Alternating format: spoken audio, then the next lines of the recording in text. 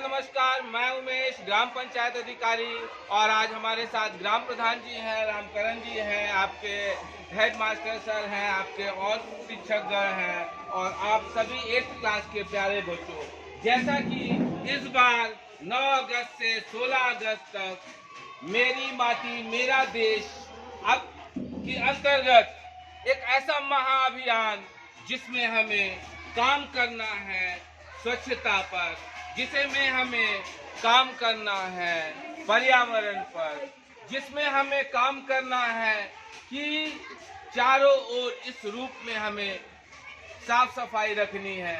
तो कहने का मतलब है कि आज का जो हम लोग एकत्रित हुए हैं, आप कभी भी देखेंगे किसी भी देश में जो धरती माँ होती है, मिट्टी होती है, माटी होती है, वहाँ की हर व्यक्ति, चाहे कोई व्यक्ति कहीं परदेश कमाने जाता है और अगर वो कई वर्षों बाद अपने गांव देश लौटता है तो एक बार अगर वो थोड़ा बहुत भी धार्मिक प्रवृत्ति का है तो धरती माँ को प्रणाम करता है। दोस्तों, सोचना है कि अगर धरती माँ इतना अधिक हमारे लिए पूजनीय है तो उसकी महत्ता किस रूप में है। दोस्तों, जैसे कहते हैं 3 चीजें हर व्यक्ति को आवश्यक होती है, चाहे कोई राजा हो, चाहे कोई दीनहीन व्यक्ति हो: रोटी, कपड़ा और मकान।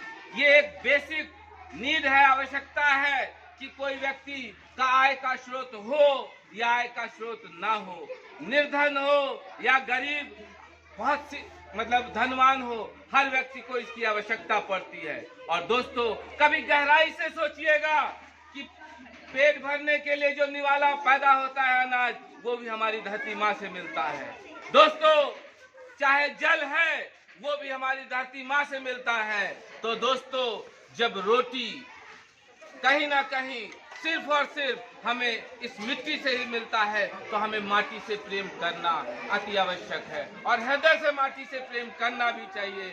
इसीलिए दोस्तों समझिए, 9 से 16 अगस्त जो मेरी माटी मेरा देश एक कार्यक्रम है, इसमें धरती माँ की, भारत देश की महत्ता को हृदय से समझना है और ऐसे वीर सपूत जवान जो आपके देश की सुरक्षा में आपको सुकून से आप सो सके, आप रह सके, इसके लिए अपने बलिदान कर दिया, अपनी आहुति, अपनी जान निछावर कर दी, उनको हृदय से प्रणाम करना है।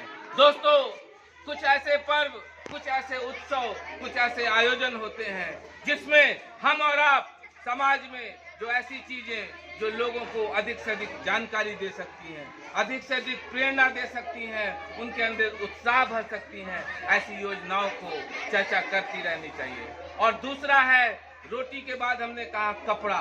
दोस्तों, चाहे किसी भी रूप में रहे, धरती से ही वो जुड़ा है, चाहे पेड़ उगेगा, कपास के रूप में आप हम जानते हैं कपड़े बनते हैं, और भी चीजों से, सब कहीं ना कहीं जब आप धरती माँ से जुड़े हुए इंसान, जिसको कहते हैं कि सबसे बुद्धिमान जीव है इस पूरे संसार का, पूरे यूनिवर्स का, पूरे ब्रह्मांड का, तो आपको समझना है कि जब ईश्वर ने आपको सबसे बुद्धिमान बनाया है तो आप अपने ब्रेन का यूज करिए और अपने स्वयं के साथ साथ अपने परिवार का, माता पिता का, अपने जानने वालों का, अपने देश का नाम रोशन करिए। और दोस्तों, आप और हम सबसे अधिक, बहुत ही अधिक भाग्यशाली भी हैं कि हम और आप ऐसे प्रदेश के निवासी हैं, उत्तर प्रदेश अर्थात उत्तम प्रदेश, और आपका शहर जो कि प्रयागराज है, और जहां दोस्तों गंगा, यमुना और सरस्वती का संगम है। दोस्तों, आपका जो जिला है, शहर है, वो कहीं ना कहीं 2025 में इस रूप में और अधिक विख्यात हो जाएगा कि दोस्तों विश्व में किसी परिचय का मोहताज नहीं होगा, क्योंकि महाकुंभ परम आदरणीय माननीय मुख्यमंत्री श्री योगी आदित्यनाथ जी के निर्देशन में, उनकी देखरेख में दोस्तों, और उनके ये जो दूसरा कार्यकाल है, कह सकते हैं हम और आप स्वर्णिम अक्षरों से दोस्तों लिखा जा रहा है। क्योंकि दोस्तों, अगर योजनाओं का हर व्यक्ति को जन जन तक जानकारी होगी, दोस्तों सबसे पहली प्राथमिकता किसी चीज की जानकारी होना है। दोस्तों, अगर हमें किसी भी जंग को फतह करना है तो उस जंग में क्या चीजें बेसिक आवश्यकताएं होती हैं, उस चीज की आवश्यकता, इसको समझना है। तो हमने कहा कि रोटी भी हमें धरती माँ से मिली, कपड़ा भी मिला, अब मकान की बारी। तो अब मकान हम आप समझते हैं सरल शब्दों में मिट्टी है, मिट्टी से कच्ची ईंट बनी, फिर उसको पकाया गया ईंट, तो कहीं ना कहीं माटी ही तो प्रयोग हुई। तो आप सोचो, आपको हर रूप में इतनी खुशहाल रखती है ये माटी। तो दोस्तों, जो ये मेरी माटी मेरा देश का एक अभियान है कि माटी की महत्ता को, माटी की कीमत को हृदय से जानिए, हृदय से पहचानिए, और जहां इसको साफ सुथरा अधिक से अधिक रखिए। जहां गंदगी करनी है, समुचित व्यवस्था, समुचित चीजें हैं। मनुष्य एक बुद्धिजीवी प्राणी है जो सबसे अच्छे से अच्छा कार्य करके इस समाज को दिखा सकता है। तो हम और आप यहाँ प्रेरणा के स्वरूप में रहें। और आज इस कंपोजिट विद्यालय मारूफपुर विकास खंड सिंगेरपुर धाम, जनपद प्रयागराज, प्रदेश उत्तर प्रदेश, फिर से कहेंगे ऐसा प्रदेश जो हरा भरा प्रदेश, उत्तम प्रदेश है। और आपके विद्यालय में ही अमृत वाटिका के साथ ही साथ जो वसुधा वंदन जो ये वाटिका है, ये भी डेवलप होगी। इसमें 75 वृक्ष लग रहे हैं। तो जो भी बड़े बच्चे हैं, इस वीडियो के माध्यम से समझना है, एक एक पेड़ में आपकी टैगिंग, आपका नाम रहेगा और आपको उसकी देख रेख करना है। जब समय पे जरूरत होगी, पानी, देख रेख। तो दोस्तों, प्रकृति से जब आप प्रेम करना सीख जाएंगे, और दोस्तों यहाँ के शिक्षक गण और भी जो लोकल वे में बराबर आते रहते हैं, वो एक एक वृक्ष जरूर गोद लेंगे।